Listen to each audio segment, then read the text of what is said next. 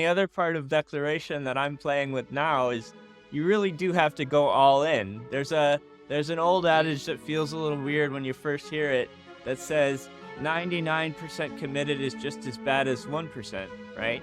And the reason for that is because any energetic backdoor, any energetic leak where you're like, oh, it's okay if I don't have it, or whatever, if it comes, whatever, that type of stuff, is what allows the energy to kind of leak out and for it to not manifest. Welcome to our show, Unlocking Prosperity Codes. Today is my honor to have a special guest, Aubin.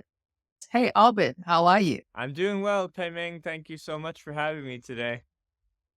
Yes, I connect with Aubin from a social media platform. Aubin has been on the metaphysical journey to understand his emotions, his belief systems, and how to heal emotionally and physically since he was born.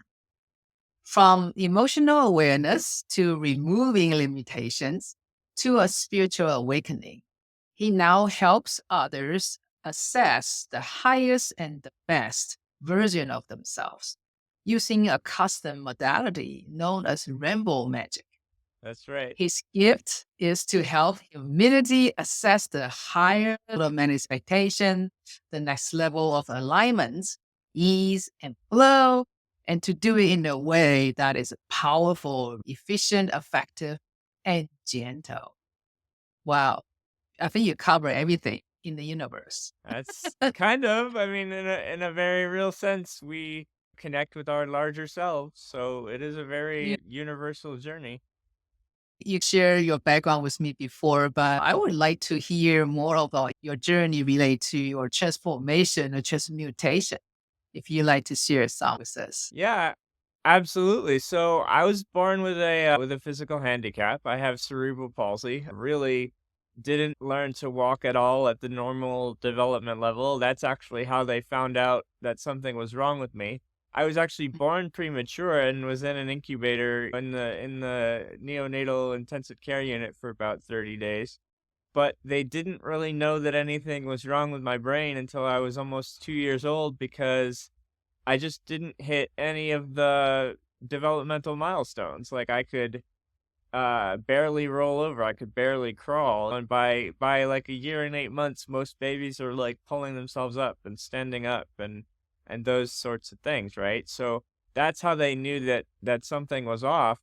But the really sort of interesting part, the other side of the coin, was that I was reading, like my mom taught me to read when I was very little, and I was reading books to her by the time I was 3 and 4. So I, Wow. clearly maintained the intellect, the brain power, but I just didn't have the physical development. And so that's when they started doing the scans and figured out that I have cerebral palsy, which is essentially a mobility impairment. What it does for me specifically is it makes all my muscles very tight, and it just slows me down, and I can't move very well, and I move very slowly, and I don't have much balance and those sorts of things. And so growing up with that was very, very challenging, like obviously very different from all the other kids, people running around and playing on the playground, and I'm just kind of hanging back and on my own and alone, or I would like stay inside and read a book instead of going out and playing. And so it felt kind of very isolating. And so then I turned kind of inward and was really like, especially teenage years, I was very, very, very bitter. Like, just like, why would the universe do this to me? Like, why me? And I was very, very math and science type of person too, as I did well in school because I had the intellect, I had the brains to do well in school, but because of that sort of math and science and logical analytical brain, I was very much anti-God. I was very, very angry. I was very much like, if there is a God, like why would he do this to me? That Mhm, type of line of thinking, right? But mhm. all that bitterness, all that anger, all that tough emotion just kind of festered in me, and it stayed in the body, and it just kind of fermented and got even darker and darker and even like more hard to deal with. And so fast forward to like I'm 30 years old and have my first, career as a programmer. I just kept going on that analytical train, just keep using the thinking brain. And I was absolutely miserable. I was bitter, I was sad, I was depressed, I was angry, just completely miserable. And so the breakthrough at that point was just to realize that I could start to process my emotions. There were two breakthroughs in my 30s. One is I found a men's group that could help me process all the emotions that I was so bitterly carrying. And then also the second one was just the introduction to personal growth by an amazing woman that changed my life. And the number one key that I started with that really started to get the brain to loosen its grip on me was to just not believe every thought that I thought. In other words, she was the first one to teach me that you don't have to believe everything that this brain spits out. You can watch it go by. You can let it go like it's floating on a river, you know? And so that was my first experience with stuff like meditation and those types of things. And so I spent about 5 years working with the men's group. I learned to walk in there because I learned something called the Feldenkrais method of somatic education. So I just casually dropped that I learned to walk, but it's because I have so many crazy stories after that that like it's part of the story now. So I actually Yeah. learned to walk in my mid 30s. It was 31 to 35 that I did it and that I completed it. So I have a pretty Wow. unique perspective on what it means to do that because I did it Mhm. when I was 30 instead of most people do it when they're like 2. So I had a very unique Yeah. perspective on what you have to do to learn to walk and how to transform Yeah. that self-image from somebody who couldn't do it to somebody who can. I still Yeah. had to go through all the same fears that a toddler has of like, "Oh my God, I'm going too fast." Like the first thing that happened to me, Pei Ming, is I learned to walk, but I didn't know how to stop. So you've seen like if you've seen a toddler learn to walk, that's kind of how it works, right? Is they just kind of go until they fall over, right? And so I had all of those same things happen to me when I was 31, 32, 35 that a toddler has when they're 2. It just for me, I had to learn to fall first because when you're 30, it hurts a little bit more. So so that was that journey of like learning to walk and also doing the Yeah. men's group emotional work of processing things. And so Yeah. I Yeah. spent about 5 years processing my emotions and just all of them. It was almost like the story of Pandora's box where you open it and it finally has Yeah. everything that's been in there starts pouring out. And I had to go through all my anger. I had to go through all my depression. I had to go through all my disconnection. I had to go through all my sadness. I had to go through just everything that I had stored in here because, it's really true that it's stored in the body. If we don't process it in the moment, it will be stored in the body somewhere, right? And so I learned a couple of different rapid emotional healing modalities like the Sedona method and the release technique. And I spent about 5 years sitting with that. And then from there, when I got to a place, and I also noticed from an energetic standpoint, I should mention, as I'm shoveling out all this anger, all this depression, all this quote unquote heavy energy, my life just sort of magically starts getting better. Like I got better jobs and I made more money and I started a company and I own a condo in Thailand and just all these crazy things started happening to me that were kind of effortless. Even though I was still fairly analytical at the time, I was sharp enough to notice what was going on. I'm like, "Oh, I'm processing my emotions. I'm feeling better generally. Like I'm less bitter, less heavy, less sad, less depressed, all these things." And oh, all of a sudden all these different amazing opportunities in my life are happening, right?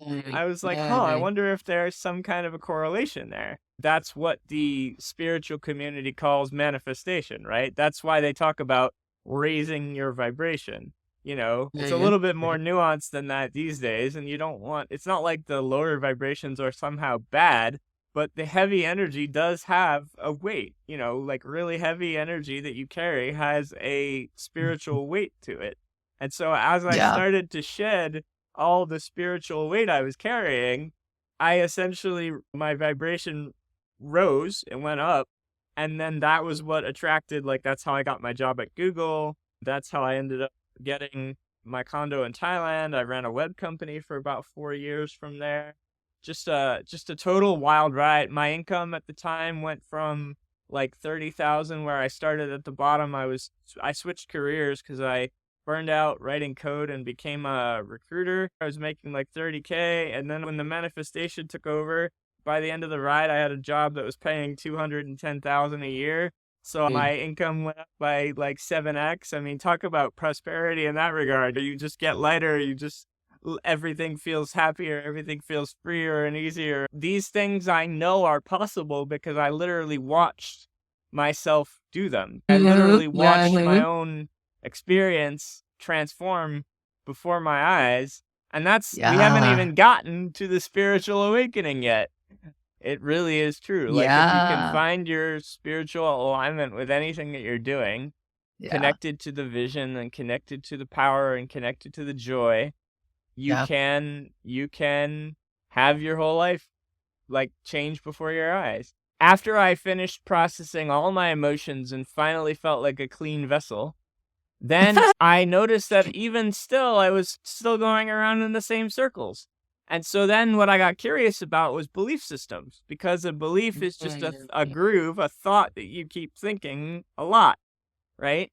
And what I noticed from that was that even though I had cleaned out the vessel, and even though I was pretty happy, and even though I was a lot lighter, I had some pretty unsupportive belief systems. And so I got really curious about, okay, what does it take to clean those up? Because it turns out that Mhm. your belief systems are essentially how the tree, like if you imagine your energy as a tree with leaves, right? It, so releasing and processing your emotions is clearing off the leaves, but if the branches are still there, aka your beliefs, what you believe, then those leaves are going to grow back. So, like, for example, if you believe I'm not good enough or I'm unlovable or any of these like limiting beliefs they're called, if you have them running, you're going to still be creating patterns of experiences in your life that reflect that, because Yeah. that you keep creating, right? So the Mhm. very first Mhm. belief I ever deleted was in 2020, and it was I am unlovable. I found a team to do all that stuff, and basically that one is like the first, it's like the deepest one you can remove, because once you no longer believe it, your whole life lights on fire because everything can be love now, right? If you believe you're unlovable, Mhm. you will reject, you will not receive the love that the universe has for you, or the love that, everyone has for you. You won't receive money, all these things. And so I am unlovable was a very impactful belief for me to remove. And from there, I just went, that was about 2.5 years of my life as well. And then at the end of that journey, at sort of the pinnacle, the last belief cluster that we deleted at the end of that, it was a 3-day retreat at the team that I was doing this with. And the last set of beliefs were basically around it's not safe to be me. I had essentially created everything in my life as oh, look out here, all this awesome stuff. There's Google, there's learning to walk, there's all this stuff you've done. That's so amazing. But you only want people to look at it so that they don't have to be here with you. Or that's how I felt as well. Like, it Mhm. wasn't like, it's not about being in here safe in my body. It's about, oh, look at all these accomplishments, right?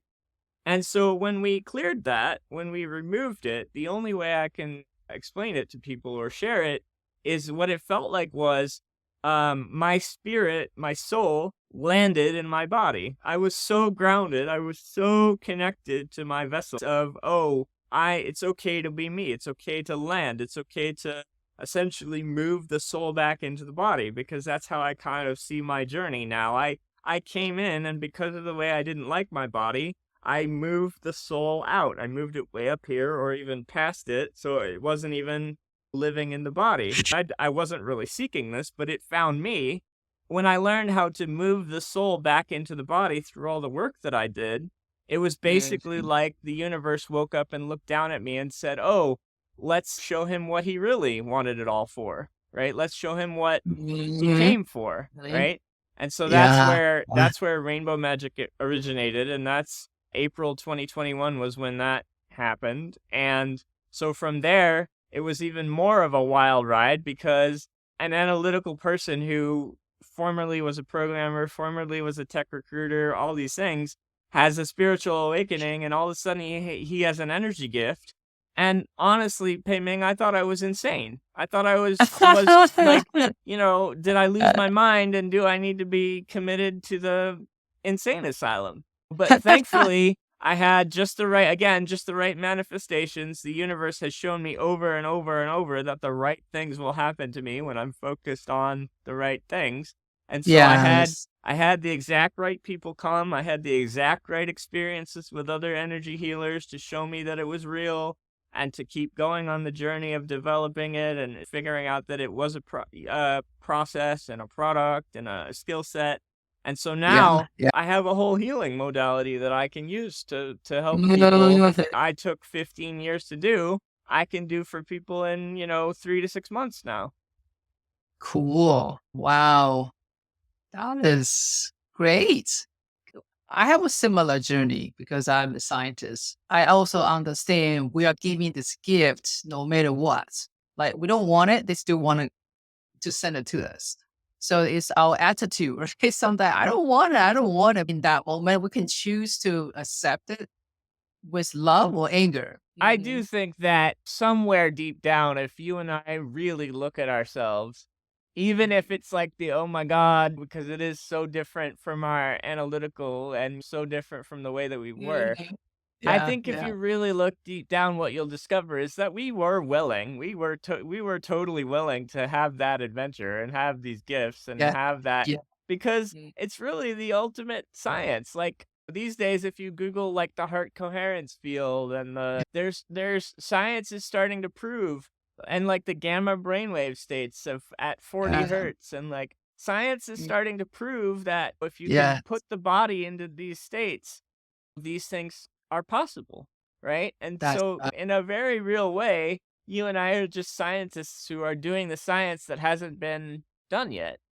yeah, and talk about the DNA, the quantum field about the DNA. I have a medical biology background. I couldn't wait to see what exactly that DNA field will bring us. There is a lot of junk DNA, like 98% of them. They are like no coding anything. Right, But why we have so many of this junk DNA, they must have a, evolution. They won't waste energy. right. It definitely has some purpose Has there. to have It's some just purpose. We timing, just don't know right? what it is yet. Yeah, yeah. Exactly. You mentioned about your modality, the rainbow magic. Would you mind to share a little bit about that magic? Yeah, so rainbow magic is a modality for rapid emotional healing and shifting. So what we do is we connect to a space. They gave me a whole space to work in. They gave me like, in the process of learning it, they gave me an induction. So the first 10 minutes of every session are a little bit of a mini hypnosis to take the client into the right, state. And then what happens is when I connect to the person, I can feel their emotional blocks, right? So Yeah. like if in one mini session I did yesterday, when I connected to the person, the first thing I felt was her self-doubt. And she wants to be an entrepreneur and a business owner. So I said, "Where do you keep your self-doubt?" And she said, "Oh, it's in my gut." And she felt it. And we were present to that experience together. And then what I can do, because of all my training and all the other skills I have from the journey, is that Mhm. I can take that, whatever I feel is holding you back, whatever I see as the block that we're working with, and I can move it out of you. Like I can literally move it through the root chakra and down into the earth, and clear the energy. And then what I always tell people is that after that, that creates the space, right? But there's a saying, nature abhors a vacuum. So as soon as we create the space, what we do then is we use the client's power of choice. I just simply ask, okay, well, what would you rather feel, right? And Mhm. obviously, if you're feeling self-doubt, for example, somebody might say, oh, I want to feel capable, right? Or if you're feeling angry, you might want to feel love. So we move the heavier emotion out, and we choose the one that the client wants, and we kind of put it back in. People can feel that happen in real time. Like they can actually feel the shift pretty much immediately. Depending on where the person is in their spiritual journey, I may even get nudges to do certain chakra upgrades, like energy upgrades Wow. for the body. I don't do that for everybody, but certain people are, on a different levels of the journey than others, and so sometimes that comes through as well. I have seen people activate spiritual gifts while they're working with me. I have seen people definitely improve their ability to manifest, like getting really connected to visions. And the Mm, other thing that the modality has is a pretty deep connection to both Gaia below, because it's focused on the root, and also source above, that's from the okay. crown. And so one of the early pieces of learning when I was forming the modality was actually to use it to help people manifest. And I have a pretty simple theory of how manifestation works energetically. And it's that there's an energy recipe for whatever it is that you want, and it kind of lands on your crown, it lands on your head. And our job as, physical conduits of this type of energy is to take it from our crown and visualize it and then speak about it, and then down into the heart and all the way down through the root chakra. And then it's that connection of that level of practice of keep taking that energy and moving it from the crown to the root, that is what emits the vibration that reflects Yeah. the manifestation back to you in the physical.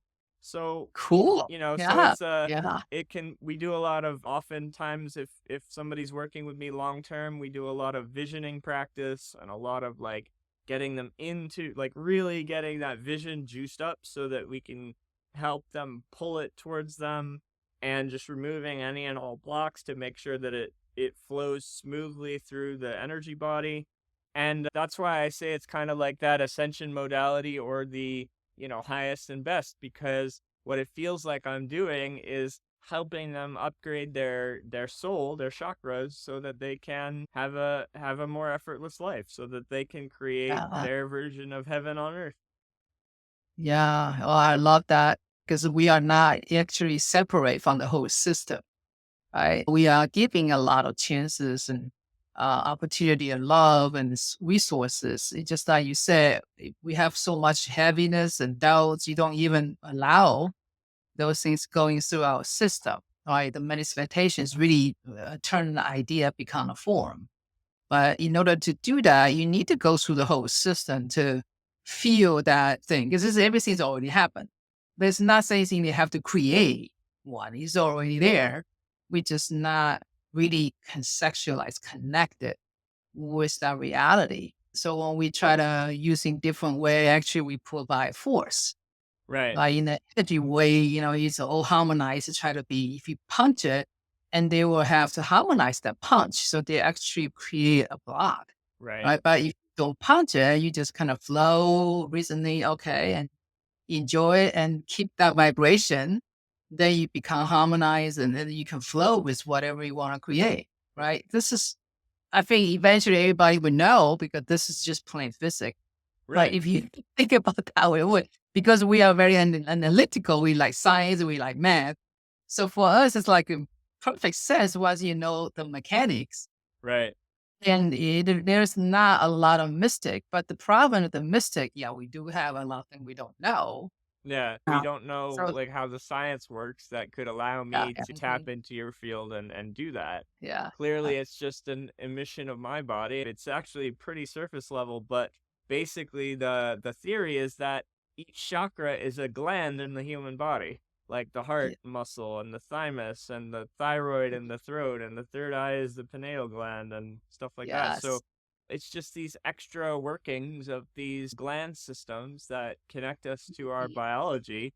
I mean, another yes, way to look at it that I love is that alignment is what happens when we're not thinking about it too much. In other words, alignment is what is our natural biological output, as long as we man. don't use our frontal cortex to get in its own way. That's right. Well, that is how the first time I saw the human design system, I just said, "Whoa, what is this? Like a picture?" I'm biology major. It's like, what are those and the numbers? They're just so complicated in a way. But because I'm curious and I have this profile 1-4. So 1 is the person never will give up the details. I need to know the details. Mm. The more I see the system, it's such a great way to see it without the textbook. You just look at it's just the quantum field coming out from that area. Sometimes people will say, oh, that body graph is human design. That is one part of the mechanic. You have different gates and something like that. So you will experience different than people around you. But that is perfect because we need that diverse experience. On your design chart, you're the manifesting generator. Yep. And your profile is 6-2. So the 6 is really the wisdom, like the wisdom keeper kind of the energy. You sit on the top of the roof, you see everything, you understand, but you cannot express yet because it's not your timing. The 6 people usually mature a little bit later. They'll observe everything, but they are not really committed to something yet. They usually have a journey Yeah. to finish it. Then the 2 people is the hermit. That means you already got all the wisdom, all the things you need in your body. So you just need to release it, Right. like embodiments, right? For your age, you are very advanced for the 6-2.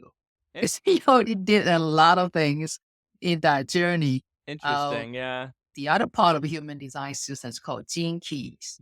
So the gene keys that refer to our DNA and genetics, and that is the field I think is coming up with all the breakthrough because we have quantum physics first, Right. right? And next would be molecular biology. If you don't mind, I would like to share more about your Pearl sequence. Absolutely. Is that okay? Please. Yes, of course. Okay, so the gene keys for me is really the reflection tool. I can use it to see the past about my journey, what's the evolution, what I'm coming here to do, and why I attract certain things. Those kind of the journey. So give us a way to visit what we experience and let it go. Because that is just the memory. It's not necessarily us. It's just the experience. So the 3 different sequences. The first one is called activation.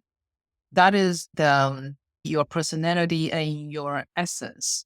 Doing would be like something you love to do, like to eat. That might be coming from the lineage or coming from your family, right? Everybody doing the same thing, so I must do it too. But the essence side is the beingness. So you have to clean it enough to connect that higher self, the true self.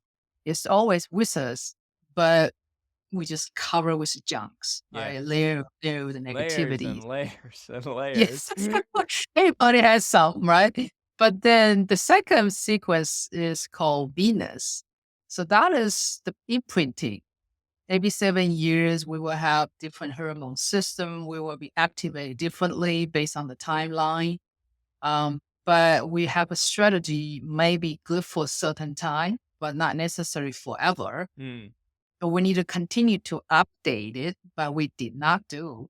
So the Venus sequence for us to go revisit all this imprinting time, like 0 to 7 years old, 7 to 14, the teenager year for emotions, 14 to 21 is for the ego, want to prove I'm better, I can do it, I can survive, that kind of energy. But that imprinting really creates some patterns we have to aware and let it go. So Venus sequence for us to do the cleanup. Right? I call it tune up, clean up. You need to tune up to know you are not who you think you are. Right. Now you go to the Pearl sequence. The Pearl sequence is the time we start to align with our life purpose, with our skills. So the first sphere, they got 4 spheres in the Pearl sequence. It's called Vocation. So Vocation, it sounds like you decided, right? You declare what I want to do from now, right? So if you make that decision, your energetic field start to rising out to match with your desire, right? But vocation is also your role for your business. For you, your vocation's key is number 37. and the line is 1. The line indicate a different role. Okay. So 37 is such a gentle, is family friendly kind of a key. So you actually have enough bonding with the tribes. Mm, So you're not just want to become the best. You want to shift and change other together. So you have the big and lovely family all the time. right. So that is the 37. And your role, number 1, is to produce a very original system. I'll So say. other than adapt to somebody else, where the line 1 is the creator. Line 1, we create a unique system to help a lot of family members. Right. Did that sound like you? I think yes, right? I mean, yeah, I'd say a unique system known as rainbow magic to help my family, Mhm. which is Yeah, and then you everybody. share with the friends and family first, so you can see the impact. Now we share around the world. Yeah, on a larger sense, I would totally say that my family is everyone on this planet. Once you get to a certain level of these things, like Exactly.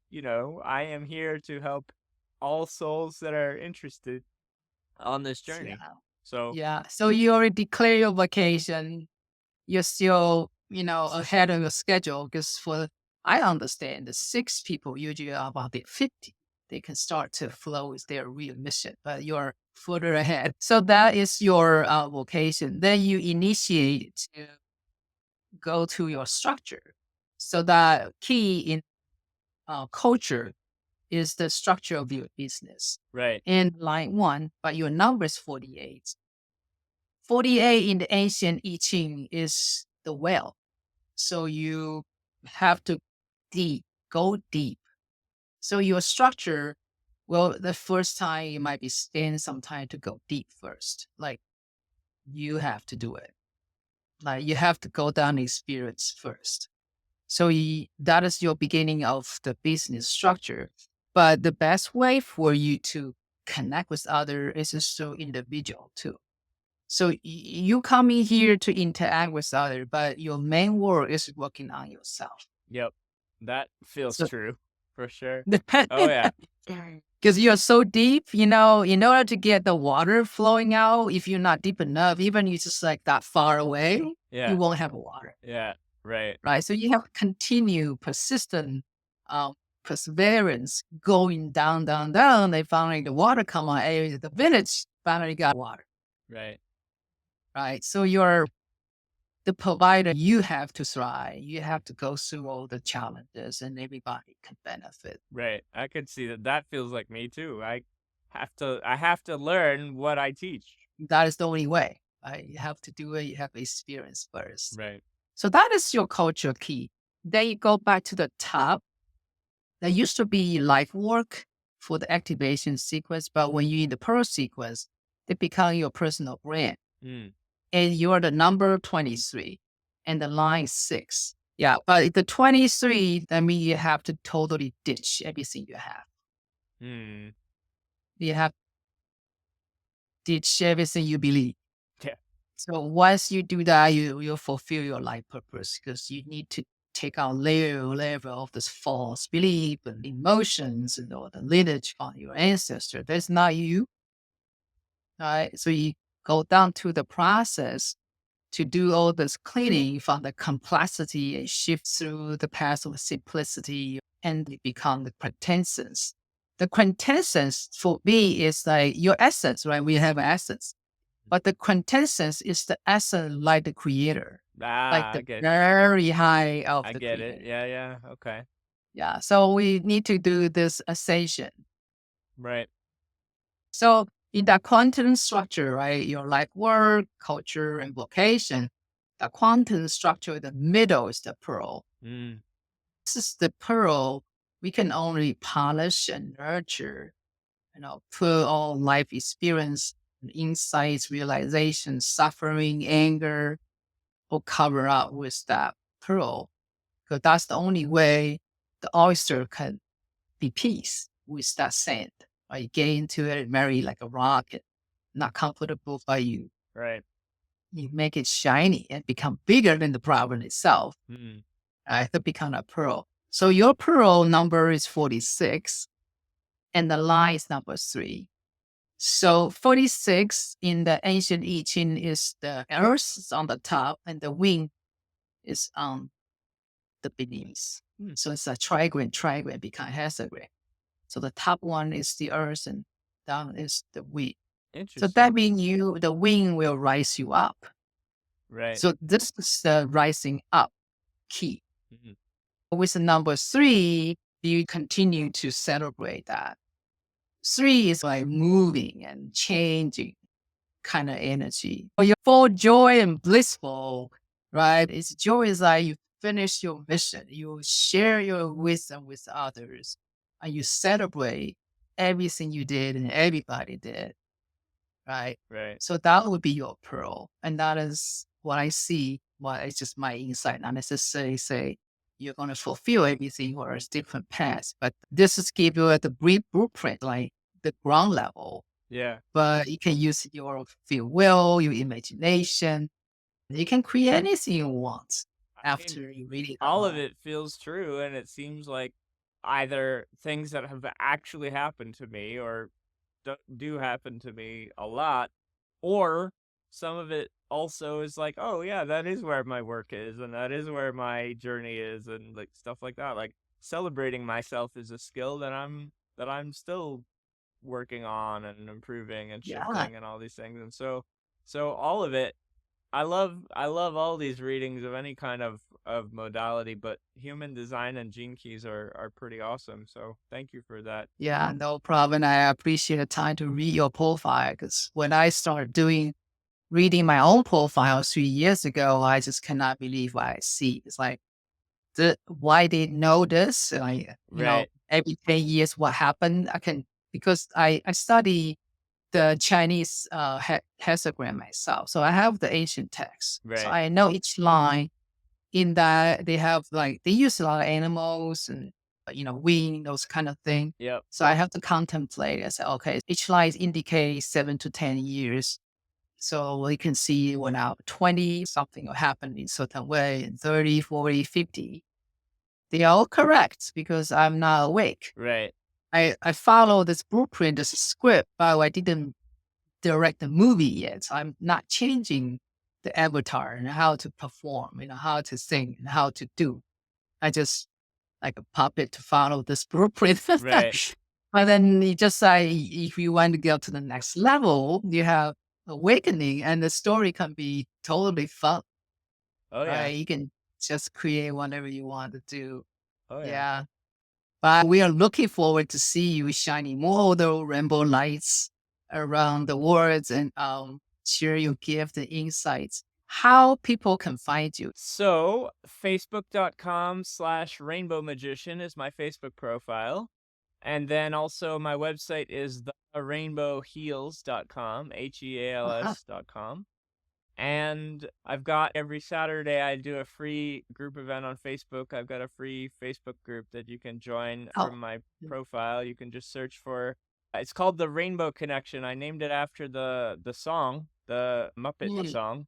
And so yeah, that's how. And then on my website you can book a free discovery call if it interests you, and we could get to know each other yeah, and stuff like that. All that stuff is easily accessible from my website. cool. Um, Uh-huh. and yeah, those are the main ways to reach me. That is awesome. Everybody can see things can be possible, right? From a bitter and angry and not able to walk, and you start to learn how to walk like a toddler. You did it, Yep, I right? did Then it. you change your job, and you can just want to do something, and I think the better yet to come for you. Oh yeah, So, I mean this is what's really interesting. They have that old joke. They say life begins at 40, right? And I must have really actually believed it because my yeah, awakening was three years ago. So I was basically I had just turned 40 when I wasn't awake and when I was just kind of like you said, like autopilot. And so yeah, it's really, yeah, really yeah. amazing that these types of cliches exist in our culture. I think there's some real truth to it, or at least there was for me.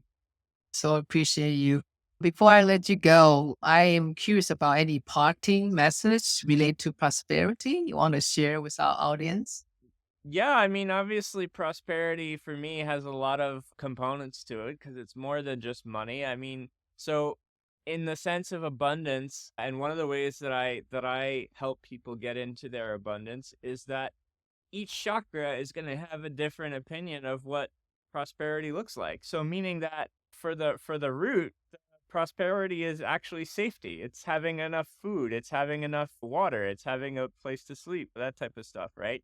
But for the heart, abundance often for most people looks like love and connection. And so Yeah. one of the ways that I work with abundance and prosperity for people is to specifically ask chakra by chakra, because that's how the system works. What does abundance mean for your heart? It's a way of exploring the idea of abundance from the 7 different energy center levels, because a lot of people kind of, especially in a society that's so concerned with money and capitalism and that type of thing, a lot of people limit their view of prosperity to, oh, how much, just how much money am I making? How well am I doing in the economy? Stuff like that. But there are just so many different levels to the energy of abundance and to that level of sort of what I call internal prosperity, like how rich do you feel? And then Yeah. if you work on each one of those, like as you kind of go up the chakra system like we would do in the alignment work, you can often easily see life respond to you in other ways. So in other words, if you work on the abundance of love that you have, you may end up with a better job because it's all the same. Like the energy of abundance is the energy of abundance, whether it's held in my root chakra or my heart chakra. So my Mm, advice for people seeking prosperity is to go as broad as you can on that definition, if that makes any sense. exactly. Yeah. Yeah. When we set definition, we actually create a limitation, right? Right. Right. So we create a box to just put that one thing in there, ignore the rest. But if you don't have a definition, you need to at least ground it to understand everything can be possible. If you say, I don't really care, give me something, and you don't have a definition, you don't declare, you don't submit your order. Right. You definitely have to also declare, and you have to go. And the other part of declaration that I'm playing with now is you really do have to go all in. There's an old Mm, adage that feels a little weird when you first hear it that says 99% committed is just as bad as 1%, right? And the reason for that is because any energetic backdoor, any energetic leak where you're like, oh, it's okay if I don't have it, or whatever, if it comes, whatever, that type of stuff is what allows the energy to kind of leak out and for it to not manifest. But if you declare, like mm, if you actually make that declaration, like, you know, mhm, mhm. by let's say July 30th, I will have $10,000 in my business, and you can get in alignment with it and you can feel it, like you can feel good about it, feel joyful about it, feel peace about it, Mhm, some of these high mhm. vibes. That basically, those two keys are how you manifest, right? Yeah, yeah. Wow. Wonderful, powerful, and gentle too, because we're not against ourselves, That's right? We just flow with it. That's the other way to look at alignment is to when what you Yeah. say, what you think, what you feel, and what you do are all going in the same Mhm. direction. Got it, got it. Well, you got so many golden nuggets in here. Thank you so much, Alvin, and I wish you all the best. I definitely see you around. Thank you so much, Pei Ming. See you later. Bye bye. Bye bye.